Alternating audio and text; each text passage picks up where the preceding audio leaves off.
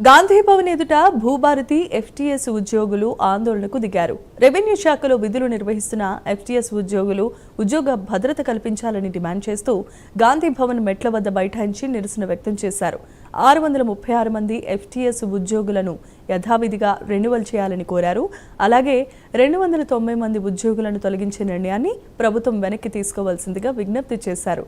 తమ సమస్యలపై కాంగ్రెస్ ప్రభుత్వం స్పందించి న్యాయం చేయాలని, ఉద్యోగ భద్రత కల్పించాలని నినాదాలు చేశారు.